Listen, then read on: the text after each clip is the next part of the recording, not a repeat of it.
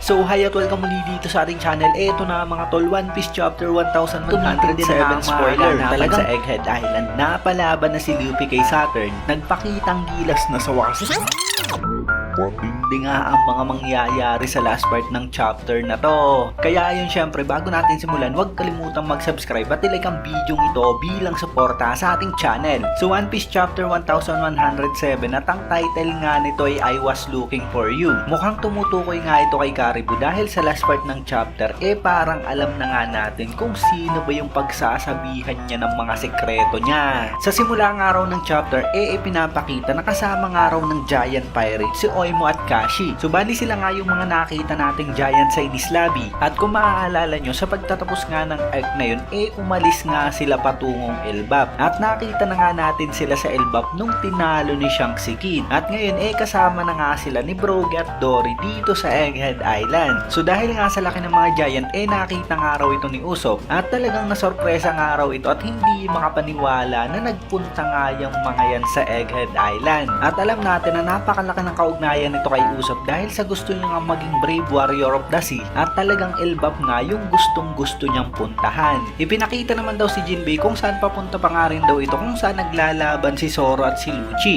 At mula nga dyan, finally nagkaroon na nga ng update sa nagiging laban ng dalawa. Patuloy pa nga rin daw ang laban ni Zoro at Lucci at kasabay nga raw nun nag-uusap sila. So hindi nga sinabi sa spoiler kung ano ba ang detalye nun, pero siguradong nagtatrashtukan nga ang dalawa at hopefully sa mga susunod na chapter makita na nga natin ang outcome ng laban na to dahil sa mukhang talagang tumatagal na nga yung nagiging laban nila. Sa baba naman nagtanong nga si Luffy kay Bonnie kung bakit ba ito umiiyak at alam nga natin base sa last chapter na dahil ito sa nakita niya na nga finally ang Sun God Nika. At sinabi nga ni Bonnie kay Luffy na napakatagal niya na nga raw hinahanap ito. Sagot naman ni Luffy bakit naman daw napakalapit niya nga raw lagi dyan kay Bonnie. At kung iisipin nga naman talagang halos magkasama nga lang si Bonnie at si Luffy sa simula pa lamang ng arc na to. At siguradong kahit siya talagang hindi makapaniwala na ang hinahanap niyang Nika walang iba kundi si Straw Hat Luffy. So sinabi pa nga ni Luffy kay Bonnie na yung atake nga raw nito ay napakahina. So ang tinutukoy nga ni Bonnie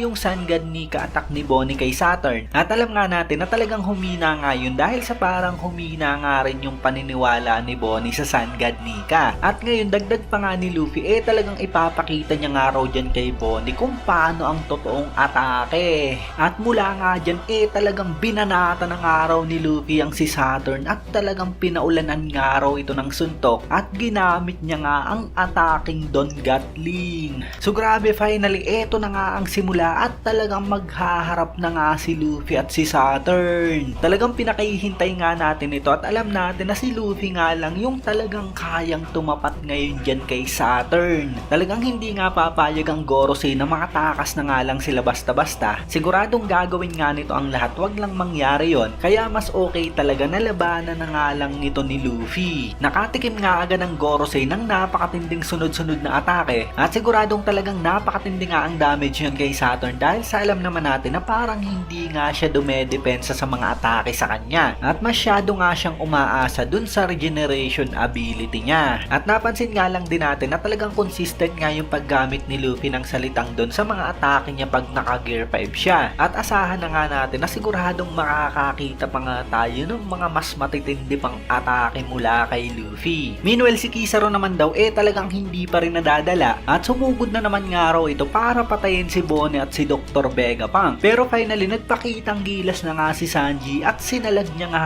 ang atake ng Admiral. At dahil dyan talagang nabigla nga raw si Franky at si Kizaru dahil sa nasalag nga raw ni Sanji ang laser beam. At sinabi pa nga raw nito na yung pagmamahal talagang mas malakas nga raw sa laser ni Kizaru. So yun, finally mukhang talagang magkakalaban na nga etong si Sanji at si Kizaru. Napakatagal na nga nating inaabangan ito at alam natin na at some point talagang maglalaban nga silang dalawa. Hindi pa nga ako sigurado kung sa ngayon talagang kakayanin na nga ni Sanji ang isang Admiral, pero talagang napakalaking bagay nga na hindi na kailangan pang alalahanin ni Luffy ang si Kizaru at makakapag nakafocus na nga lang ito sa magiging laban niya kay Saturn. At speaking of Saturn, talagang talsik nga raw ito sa malayo dahil sa mga suntok ni Luffy. At kung saan tumalsik nga raw ang Gorosei, dun niya nga nakita ang Blackbird Pirates. So bali, ito na nga ang pinakaabangan natin dahil sa talagang nakita nga natin ang barko ng Blackbird Pirates dito sa Egghead Island bago pa man dumating ang mga Marines. At ang nandyan pala at ang nakita nga ni Saturn,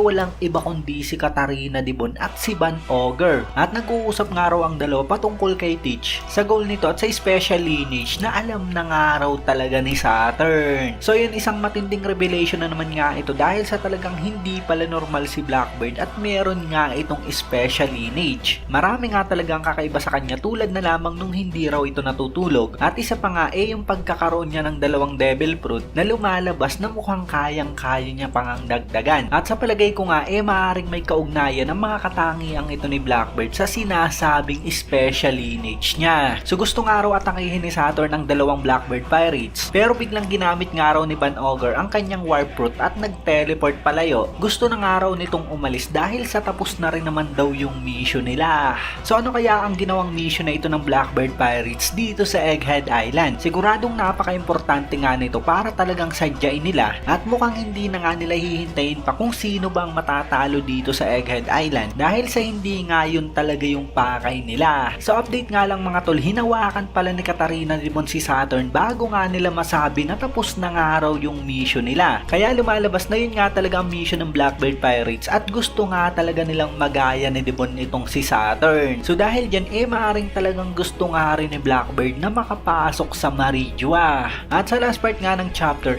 pinakita nga raw si Caribou. Finally nagpakita na nga muli siya at talagang nakikiusap nga raw ito sa dalawang Blackbird Pirates na isama nga raw siya. Talagang hinahangaan niya nga raw si Blackbird. Ang pangarap niya nga raw mapasali sa crew nito at talagang gusto niya nga raw ito makita personal. So yun, kung iisipin maaaring talagang tumanggi nga rito si Katarina Dibon at si Van Ogre. Pero kung sakaling mababanggit nga nitong si Caribou na may impormasyon nga siya patungkol sa dalawang ancient weapon, maaring talagang isama nga siya ng dalawa at dalhin nga siya ng personal kay Blackbird. Talagang napakatinding impormasyon nga ang hawak ni Caribou. Alam niya ang patungkol sa ancient weapon Poseidon at Pluton at talagang napakatinding impormasyon nga ito kung sakaling malalaman mismo ni Blackbird. Marami na rin naman ang theory dati na maaaring si Blackbird nga talaga ang pagsabihan nitong si Caribou. At base nga rito, maaaring talagang hindi nga malayong mangyari yon. So ayun mga tol, ito na nga kaba ng spoiler video natin at syempre kung nagustuhan nyo nga, huwag nyo sana kalimutan mag-iwan ng like dahil napakalaking tulong na yan para sa ating channel. So bali wala nga tayong break next week kaya isang linggo lamang yung hihintay natin para sa kasunod na chapter.